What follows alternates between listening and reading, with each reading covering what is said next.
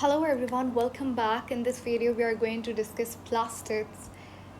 We have already discussed a lot of organelles. तो अब तक आपको बहुत सारी चीज़ें सेल के बारे में पता है, सेल का न्यूक्लियस कैसे काम करता है, उसके बाद endomembrane system, and then we discussed mitochondria recently. तो अब प्लास्टिड्स की बारी है. प्लास्टिड्स आपने क्लोरोप्लास्ट का नाम सुना होगा, बट क्रोमोप्लास्ट, ल्यूकोप्लास्ट ये भी प्लास्टिड्स ही हैं. तो शुरू करते हैं. प्लास्टिड एक तरह का ऑर्गेनल होता है जो कि सिर्फ प्लांट्स में होता है. सिर्फ प्लांट्स में एज इन फोटोसिंथेटिक ऑर्गेनिजम्स में. ठीक है, एनिमल्स के अंदर, हमारे अंदर प्लास्टिड्स नहीं मिलेंगे. ठीक है, क्योंकि प्लास्टिड्स ज़्यादातर क्या करता है, पिगमेंट्स को स्टोर करता है. ऐसा ऑर्गेनल जो कि पिगमेंट्स को स्टोर करे वो प्लास्टिड है. हमारे अंदर ऐसे कोई एज सच पिगमेंट्स नहीं होते. सिर्फ एक होता है मेलानिन. ठीक है, हमारे हेयर का कलर भी मेलानिन से, हमारी स्किन, हमारे आईब्राउज, जितना भी हमारी बॉडी के ऊपर कलर है वो मेलानिन की वजह से, सिर्फ वो ही पिगमेंट है. उसके अलावा एज सच कोई पिगमेंट्स नहीं होते. लेकिन प्लांट के अंदर बहुत सारे पिगमेंट्स होते हैं. ठीक है, एक तो ग्रीन पिगमेंट जिसे क्लोरोफिल कहते हैं, most common pigment and very important pigment for photosynthesis. उसके अलावा भी बहुत सारे पिगमेंट्स होते हैं, कैरोटीनॉइड्स, ज़ेंथोफिल्स, जो कि फोटोसिंथेसिस के लिए इस्तेमाल होते हैं. उसके अलावा भी होते हैं, जैसे कि हर फ्लावर का अपना कलर होता है, हर फ्रूट का अपना कलर होता है. तो उस कलर के लिए भी क्या चाहिए, पिगमेंट. ठीक है, कोई भी चीज़ जो आपको कलर दे वो पिगमेंट होता है. तो प्लांट की बॉडी में बड़े सारे पिगमेंट होते हैं. तो पिगमेंट को जो ऑर्गेनल स्टोर करे वो प्लास्टिड है. अब प्लास्टिड बहुत तरीके का होता है. प्लास्टिड स्टोरेज बॉडीज़ होती हैं जो कि डबल मेम्ब्रेन, 2 मेम्ब्रेन की बनी हुई होती है. माइटोकॉन्ड्रिया भी 2 मेम्ब्रेन था, प्लास्टिड भी 2 मेम्ब्रेन से बने हुए होते हैं. अब देखो, प्लास्टिड 3 तरीके के होते हैं. पहला होता है क्लोरोप्लास्ट, जो कि बहुत कॉमन है. हम सब ने जब फोटोसिंथेसिस जैसे ही पढ़ना शुरू किया, क्लोरोप्लास्ट का नाम सब ने सुना है, राइट. क्लोरोप्लास्ट के अंदर क्लोरोफिल होता है जो कि ग्रीन कलर का पिगमेंट होता है. उसके बाद क्रोमोप्लास्ट एंड ल्यूकोप्लास्ट, ये दोनों भी प्लास्टिड के ही टाइप्स हैं. ठीक है, पहले बात करेंगे क्लोरोप्लास्ट की. क्लोरोप्लास्ट हमें पता है एक ऐसा प्लास्टिड जो कि क्लोरोफिल को स्टोर करे.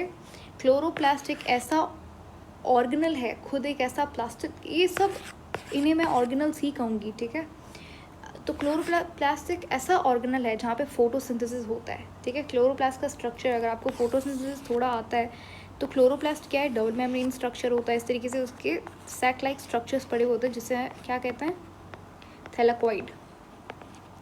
और ये थैलाकॉइड आपस में कनेक्टेड होता है. ठीक है, इसे कहते हैं लेमेला. ये जो इसका पोस्ट, जैसे माइटोकॉन्ड्रिया के अंदर मैट्रिक्स होता है ना, वैसे इसका जो साइटोप्लाज्म होता है इसे कहते हैं स्ट्रोमा. और ये जो आप पाइल देख रहे हो, बहुत सारी थैलाकॉइड एक के ऊपर एक रखे हुए, इस पाइल को कहते हैं ग्रैनम या ग्रेना. ठीक है, प्लूरल. तो एक ग्रैनम के अंदर ऑलमोस्ट 50 या 50 से ज़्यादा थैलाकॉइड होते हैं.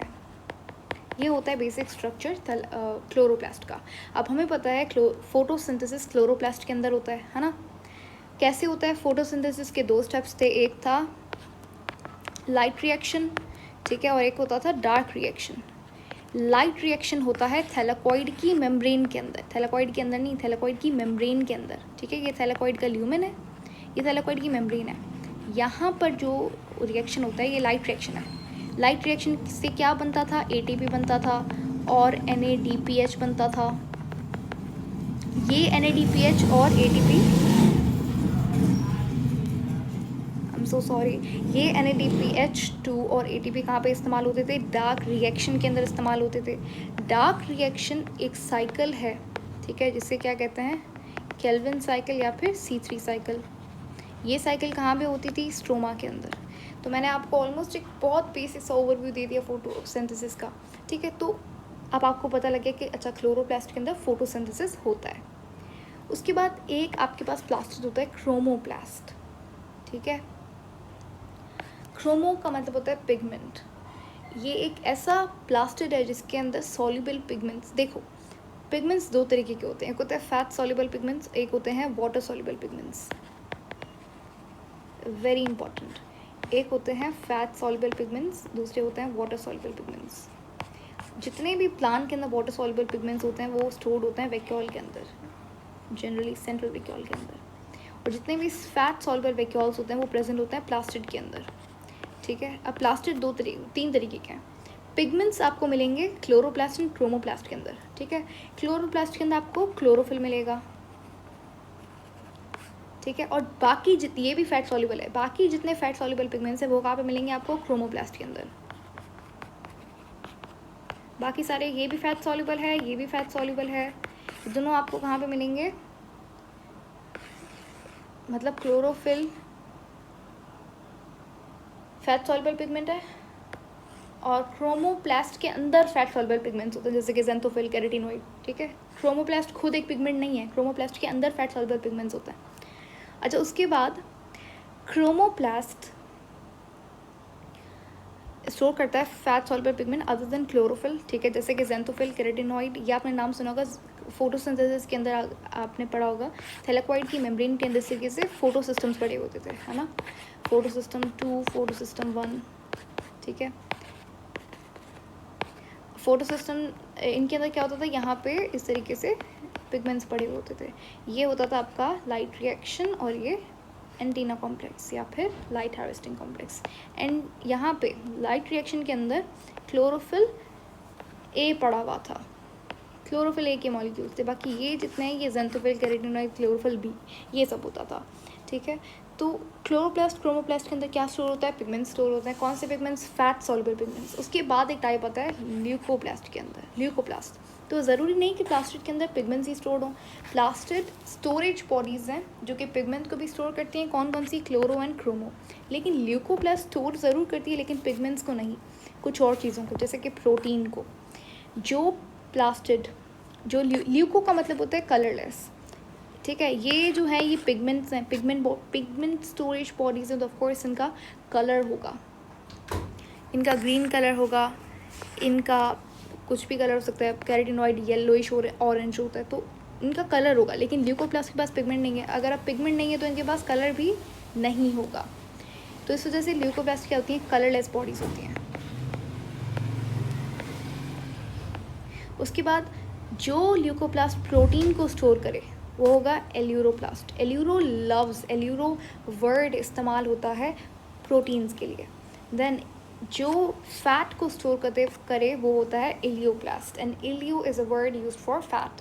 उसके बाद अमाइलो वर्ड यूज़ होता है कार्बोहाइड्रेट्स के लिए, तो जो कार्बोहाइड्रेट को स्टोर करे अमाइलोप्लास्ट, जैसे अमाइलेज होता है ना कार्बोहाइड्रेट को तोड़ने वाला एंजाइम, वैसे ही जो अमाइलो, एलियो एंड एल्यूरो, ये तीनों लफ्ज़, aleuro will always be use for protein, elaio will always be use for fat, and amylo हमेशा कार्बोहाइड्रेट के लिए इस्तेमाल होता है। तो जो प्रोटीन को स्टोर करे एल्यूरोप्लास्ट, जो फैट को स्टोर करे एलियोप्लास्ट, एंड जो कार्बोहाइड्रेट को स्टोर करे वो अमाइलोप्लास्ट। ये तो था बहुत बेसिक प्लास्टिड का इंट्रोडक्शन। अब बात करते हैं किस तरीके के MCQs या क्वेश्चंस आपको देखने को मिल सकते हैं इस चैप्टर के अंदर, इस टॉपिक के अंदर। सबसे इम्पॉर्टेंट, प्लास्टिड एक ऐसे ऑर्गेनल्स हैं जो कि फैट सॉल्युबल पिगमेंट्स को स्टोर करते हैं, ठीक है। ये वाटर सॉल्युबल पिगमेंट्स वैक्यूल के अंदर स्टोर होते हैं, जैसे कि एंथोसियानिन, ठीक है। एंथोसियानिन एक वाटर सॉल्युबल पिगमेंट है जो कि वैक्यूल स्टोर करता है। उसके बाद प्लास्टिड आपको एनिमल्स के अंदर नहीं मिलते, प्लास्टिड आपको सारे प्लांट्स एंड यूग्लिनॉइड्स, यूग्लिना एक ऑर्गेनिज्म होता है, ये पूरी क्लास है, इसके अंदर भी प्लास्टिड आपको मिलता है। तो प्लांट्स के अंदर, यूग्लिनॉइड्स के अंदर आपको प्लास्टिड्स मिलेंगे, एनिमल्स के अंदर नहीं मिलेंगे। उसके बाद प्लास्टिड जो है बड़ा होता है साइज़ के अंदर, तो इसीलिए माइक्रोस्कोप के अंदर बहुत ईजीली दिख जाता है। उसके अंदर, उसके ऊपर आपको एडिशनल कोई पिगमेंट का इस्तेमाल नहीं करना पड़ता। जैसे माइटोकॉन्ड्रिया बहुत छोटा सा होता है एज़ कम्पेयर टू क्लोरोप्लास्ट, बहुत छोटा माइटोकॉन्ड्रिया होता है, इसीलिए हमें एक्सटर्नली पिगमेंट्स का इस्तेमाल करना पड़ता है ताकि उसके ऊपर ग्रैन्यूल्स आ जाए, वो माइक्रोस्कोप के अंदर अच्छे से दिखे।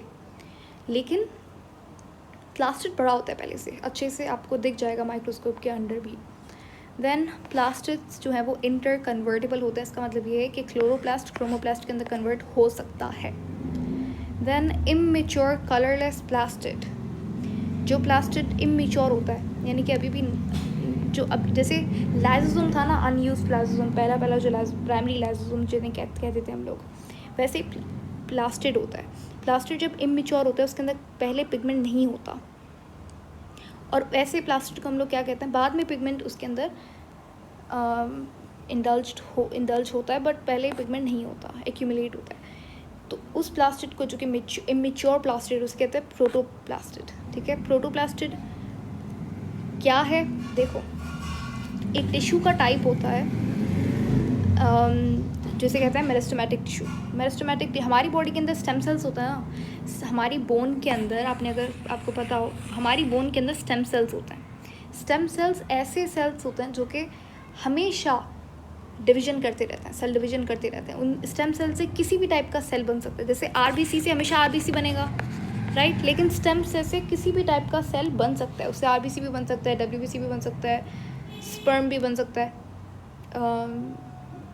Gametes I am not sure, but उससे हर टाइप का सेल बन सकता है। हेयर सेल बन सकता है स्टेम सेल से। वैसे ही प्लांट्स के अंदर होता है मेरिस्टेमेटिक टिश्यू।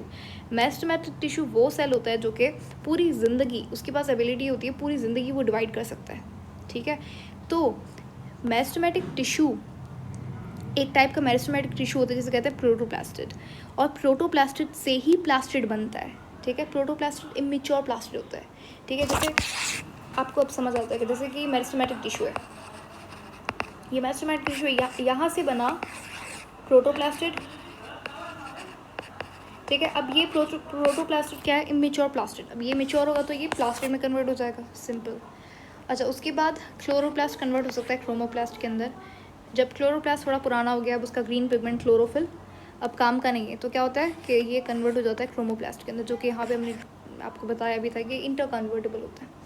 उसके बाद क्रोमोप्लास्ट आर हेल्पफुल इन, अच्छा ये क्या पॉइंट है, देखो क्रोमोप्लास्ट के अंदर बहुत सारे पिगमेंट्स होते हैं, बहुत सारे एज इन बहुत सारे, जैसे उसके अंदर पर्पल कलर भी होगा, येलो भी होगा, ऑरेंज भी होगा। तो इसलिए जो प्लांट की ब्यूटी बढ़ाने का काम होता है वो क्रोमोप्लास्ट के पिगमेंट्स का होता है। जैसे कोई फ्लावर है, उसका जो पिगमेंट का कलर है वो कहाँ से आएगा? क्रोमोप्लास्ट से आएगा। तो इसीलिए फ्लावर बहुत अट्रैक्टिव होता है। जब अट्रैक्टिव होता है तो उसके पास इंसेक्ट्स आएंगे तो क्या होगा कि उसके ऊपर पॉलिन्स चिपक जाएंगे। जब एक इंसेक्ट दूसरे प्लांट के ऊपर जाएगा तो वो पॉलिन उसके ऊपर चला जाएगा, एंड देन इस तरीके से पॉलिनेशन होगी, एंड उसके बाद प्लांट की रिप्रोडक्शन होगी। तो इसीलिए क्रोमोप्लास्ट हेल्प करता है पॉलिनेशन के लिए। क्रोमोप्लास्ट कुछ वो खुद अट्रैक्ट नहीं करता। क्रोमोप्लास्ट के अंदर कुछ भी नहीं होता, पिगमेंट्स होते हैं। अब ये पिगमेंट्स जैसे फ्लावर के ऊपर पिगमेंट है, ठीक है, फ्लावर बहुत अट्रैक्टिव होता है, यहाँ से इंसेक्ट आएगा, तो इस तरीके से पॉलिनेशन में हेल्प करता है। इसके पीछे लॉजिक ये है। तो इसीलिए सीड डिस्पर्जन में इसीलिए मदद करता है, क्योंकि बिकॉज ऑफ इट्स पिगमेंट। उसके बाद ल्यूकोप्लास्ट क्या होता है? कलरलेस होता है, इनके पास कोई कलर नहीं होता। और leucoplast generally absence of light के अंदर डेवलप होता है। अब देखो, मैंने आपको एंडोसिम्बायोटिक थ्योरी, माइटोकॉन्ड्रिया वाले टॉपिक के अंदर भी मैंने आपको कहा था कि प्लीज़ आप वो पढ़ लीजिएगा, it's a very interesting theory. तो आप अगर आप एक बार वो पढ़ लोगे आपको समझ आ जाएगा क्यों इन क्लोरोप्लास्ट माइटोकॉन्ड्रिया को कहा जाता है सेमी ऑटोनोमस ऑर्गेनल्स क्यों कहा जाता है। इन शॉर्ट, क्लोरोप्लास्ट माइटोकॉन्ड्रिया एक वक्त पे प्रोकैरियोटिक सेल्स थे और इन्हीं से यूकैरियोटिक सेल्स बने। ऐसा एक थ्योरी है जिसको एंडोसिम्बायोटिक थ्योरी कहते हैं। इसीलिए क्लोरोप्लास्ट माइटोकॉन्ड्रिया के पास खुद का डीएनए होता है, खुद का आरएनए होता है, खुद प्रोटीन बना सकते हैं, खुद डिवाइड कर सकते हैं, खुद का राइबोसोम होता है। ठीक है, अभी मैंने बहुत जल्दी समझा दिया क्योंकि हम लोग बहुत डिटेल के अंदर ये थ्योरी कर चुके हैं। तो क्लोरोप्लास्ट के पास खुद का राइबोसोम होता है 70S। हमारे सेल के अंदर कौन सा राइबोसोम होता है? 80S। प्रोकैरियोटिक बैक्टीरिया के अंदर कौन सा होता है? 70S। और क्योंकि इस थ्योरी ये कहती है कि एक टाइम पे ये दोनों क्लोरोप्लास्ट माइटोकॉन्ड्रिया क्या थे? खुद बैक्टीरिया थे, खुद प्रोकैरियोटिक सेल्स थे, तो इनका राइबोसोम भी उनके राइबोसोम जैसा ही होता है 70S। इनका डीएनए कैसा होता है? सर्कुलर, जैसे बैक्टीरिया का डीएनए होता है। उसके बाद जैसे मैंने आपको बताया था माइटोकॉन्ड्रिया के अंदर क्या होता था? इनर मेम्ब्रेन के ऊपर प्रोटीन्स लगे हुए थे, पोरेंस। तो यहाँ पे भी इनर मेम्ब्रेन के ऊपर प्रोटीन्स लगे हुए हैं जिन्हें पोरेंस कहा जाता है। इन क्लोरोप्लास्ट की जो आउटर मेम्ब्रेन होती है वो परमीबल होती है, उसे कोई भी चीज़ पास कर सकती है, लेकिन जो इसकी इनर मेम्ब्रेन होती है ना वो पार्शली परमीबल होती है, किसी चीज़ को पास होने देगी, किसी चीज़ को रोक लेगी। उसके बाद मैंने ये पॉइंट आपको पहले ही बता दिया कि ग्रैनम क्या होता है। इस तरीके से जो पाइल्स हैं, ये जो पाइल देख रहे हो ये ग्रैनम है, थैलेकॉइड का पाइल ग्रैनम है। एक ग्रैनम के अंदर 50 या फिर 50 से ज़्यादा थैलेकॉइड्स होंगे। तो क्वेश्चन आपको यहाँ से आएगा। ये था प्लास्टिड। अब हम लोग करेंगे जितने और ऑर्गेनल्स हैं वो So yeah, that is it for today. Thank you so much for watching.